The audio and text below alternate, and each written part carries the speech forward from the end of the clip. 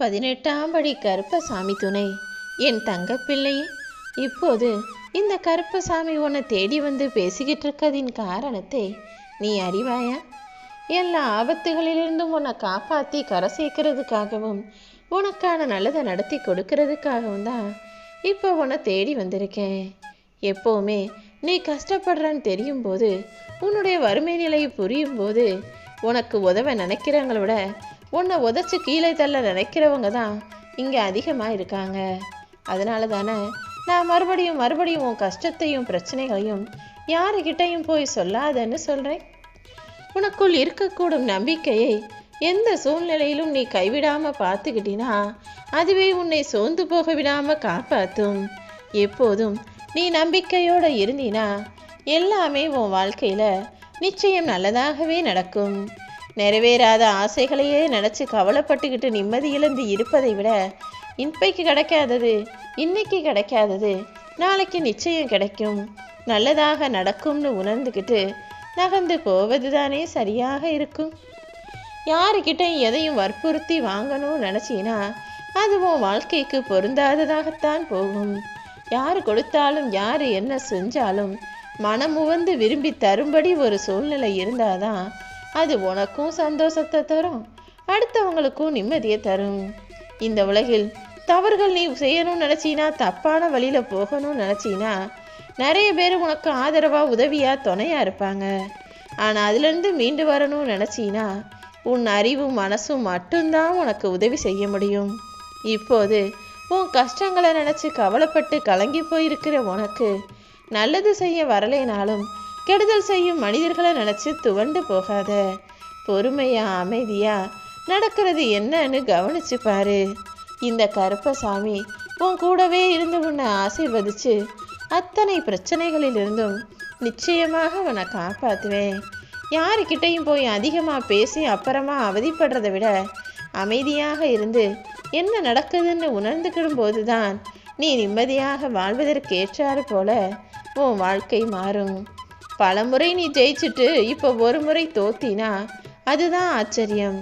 ஆனால் நீ இதற்கு முன்பாக பலமுறை தோத்திருக்க. இந்த முறை நிச்சயமாக உன்னை ஜெயிக்க வைப்பேன் என் செல்லமே. கடல் அலைகள் ஒரு நொடிக்கு ஒரு முறை வந்து போனாலுமே கூட அந்த கடல் அலைகளை சமாளிச்சிடுற மீன்கள் மீனவன் போடும் வலைகளை சமாளிக்க முடியாமல் அதுக்குள்ளே மாட்டிக்கிட்டு முழிக்கிறது போல நீ பெரிய பெரிய பிரச்சனைகளை எல்லாம் ரொம்ப சுலபமாக தாண்டி கடந்து வந்துடுற. ஆனால் சின்ன சின்ன பிரச்சனைகளையும் வம்பு வழக்குகளையும் மாட்டிக்கிட்டு முழிக்கிறத பார்த்து தான் பரிதாபத்தோட இதற்கு மேலும் உன்னை ஆபத்து தொடரக்கூடாது, பிரச்சனைகள் இருக்கக்கூடாதுன்னு உன்னை காப்பாற்றுறதுக்காக ஓடி வந்தேன். அடுத்தவங்க மேலே பழி போடுறது ரொம்ப சுலபமான விஷயம். ஆனால் அதுவே வேற யாராவது உன் மேலே பழி போட்டு அந்த பழியை நீ சுமக்க நேர்ந்தால் தானே அது எவ்வளவு வலி கொடுப்பதாக இருக்கும்னு உனக்கு புரியும். நம்பிக்கை இழக்கிற நேரத்தில், நீ நினச்சது நடக்காத நேரத்தில் இதுவரைக்கும் நீ வாழ்ந்த வாழ்க்கையை நினச்சிப்பாரு. இவ்வளவு நாளாக எத்தனையோ கஷ்டங்களை கடந்து தானே வந்திருக்க. இன்னும் கொஞ்ச தூரம் முன்னோக்கி போனீனா இப்போ வரைக்கும் நீ வாழ்றதை விட மிக சிறப்பான உயர்வான வாழ்க்கையை நிச்சயமாக வாழ முடியும். மற்றவங்களை எதிர்த்துக்கிட்டு வாழ்வது கூட ரொம்ப எளிதான விஷயம்தான். ஆனால் யாரையும் எதிர்பார்த்து வாழ்வது என்பது மிக கொடுமையான கொடூரமான விஷயம். எப்பவும் யாரையும் நம்பி ஏதாவது செஞ்சினா கடைசியில் நீதான் கஷ்டத்திலையும் பிரச்சனைகளையும் மாட்டிக்கிட்டு முழிப்பதாக இருக்கும். எப்போதும் யாரையும் எதற்காகவுமே எதிர்பார்த்து வாழாத. நீ என்னதான் மற்றவங்களுக்கு நல்லது நினச்சி நல்ல எண்ணத்தோட சில கருத்துக்களை சொன்னாலுமே கூட கவனமாக பேசணும். ஏன்னா இதில் இருக்கிறவங்க அதை பல நேரங்களில் தவறாக புரிந்து கொள்ளவும் வாய்ப்பு இருக்குதுன்றத ஞாபகம் வச்சுக்கிட்டு பார்த்து பேசு, யோசிச்சு பேசு. ஒருத்தருக்கு பதில் சொல்லணும்னா அதை உடனே கொடுத்துடாம அப்புறமா யோசிச்சு பதில் சொல்வதிலும், சண்டை போடும்போதும் வாக்குவாதம் செய்யும் போதும் அப்போது எதுவும் பேசாமல் அப்புறமா இப்படி சொல்லியிருக்கலாமோ இப்படி பேசியிருக்கலாமோன்னு யோசிப்பதும் எந்த பயனும் இல்லாததாகத்தானே போகும். எந்த இடத்துல எப்படி நடந்துக்கணும், என்ன பேசணும், எப்படி பேசணுன்றத யோசித்து பேசக்கூடிய பிள்ளையாக, மனசுக்குள்ளே யோசிச்சுக்கிட்டே பேசக்கூடிய பிள்ளையாக நீ இரு. இந்த உலகத்துல வாழும்போது உனக்கு மரியாதை கிடைக்கணும்னா நீ காசு பணம் சொத்து சுகம்னு வாழணும்.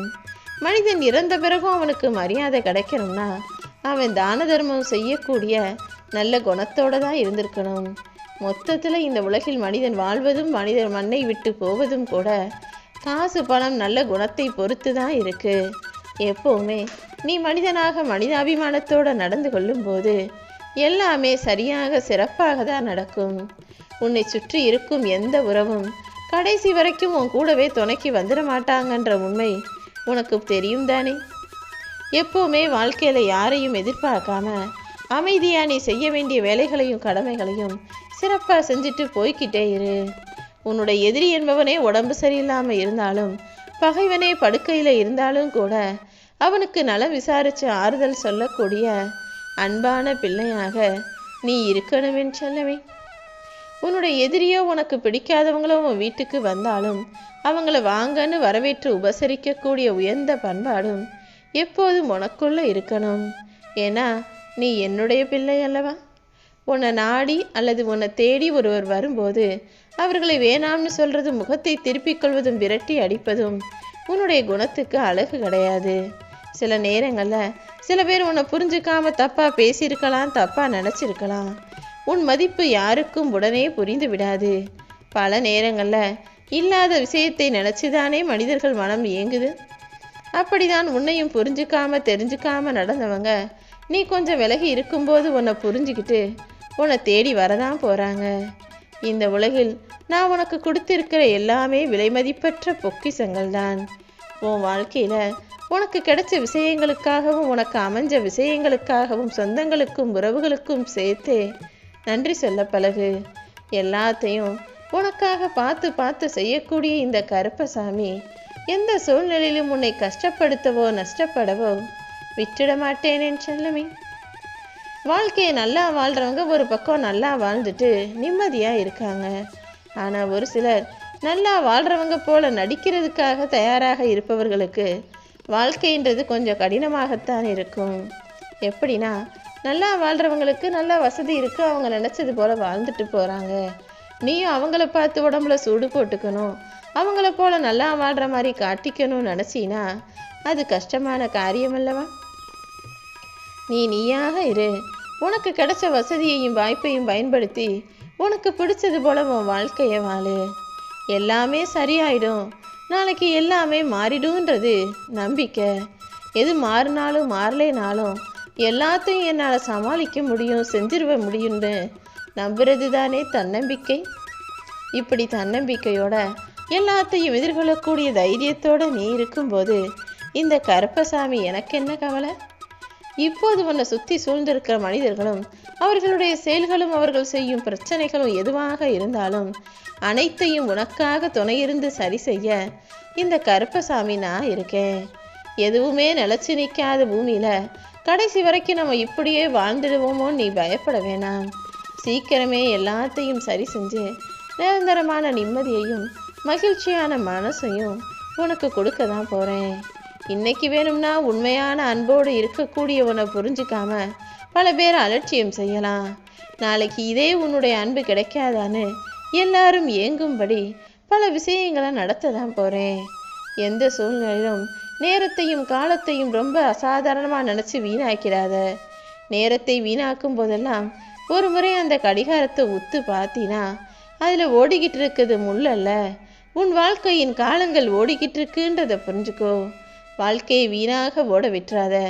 ஒவ்வொரு நிமிஷத்தையும் சரியாகவும் முறையாகவும் பயன்படுத்தி அதன் மூலமாக நீ முன்னுக்கு வர்றதுக்கான வேலைகளை செய். உன் வாழ்க்கையில் நீ போகிற பாதையில் போய்கிட்டே இரு. உன்னை விமர்சிக்கிறவங்க எல்லாம் நீ கண்டுக்காம கடந்து போகும்போது எல்லாரையும் தாண்டி நீ ஜெயிச்சு ஆளாக வந்து நிற்ப. உன்னை குறை சொல்கிறவங்களுக்கும் அடுத்தவரை குற்றம் சொல்லி விமர்சிப்பவர்களுக்கும் வாழ்க்கையில் பெருசாக லட்சியமோ ஒரு பாதையோ இருக்காது. ஏதோ என்னவோ செய்யணுங்கிறதுக்காக செஞ்சுட்டு வாழ்ந்துக்கிட்டு இருப்பாங்க. நீ அவர்களைப் போல இல்லாமல் தனியாக நில்லு, தனித்துவமாக நில்லு, தைரியமாக நில்லு. இந்த கருப்பசாமி என்றும் என்றென்றும் உனக்கு துணையாக இருப்பேன்ற தைரியமும் எண்ணமும் உனக்குள்ள இருக்கும்போது நீ எந்த விஷயத்திலும் யார் முன்னாலையும் தோத்து போக மாட்ட. மற்றவங்க நல்லா இருக்கணும் வாழணும்னு நினைக்கிற உனக்கு நிச்சயமாக நான் உதவி செய்கிறேன். எல்லார் எதிர்பார்ப்பையும் எல்லா சூழ்நிலைகளிலும் நிறைவேற்றி கொடுக்க முடியாது. நீயும் நிறைய விஷயங்களை என்கிட்ட கேட்டு அதை நான் உனக்கு நடத்தி கொடுக்க முடியாத உன்னுடைய சூழ்நிலை அமைஞ்சிருக்கு. ஆனால் இப்போது இந்த நாளில் இந்த சூழ்நிலையில் எல்லாத்தையும் சரி செஞ்சு நீ சம்பந்தப்பட்ட விஷயங்களையெல்லாம் உனக்கு சாதகமாக ஆக்கி உன்னை நிம்மதியாகவும் மகிழ்ச்சியாகவும் வாழ வைக்கதான் இந்த கருப்பசாமி இப்போ உன்னை தேடி வந்து பேசிக்கிட்டு இருக்கேன்.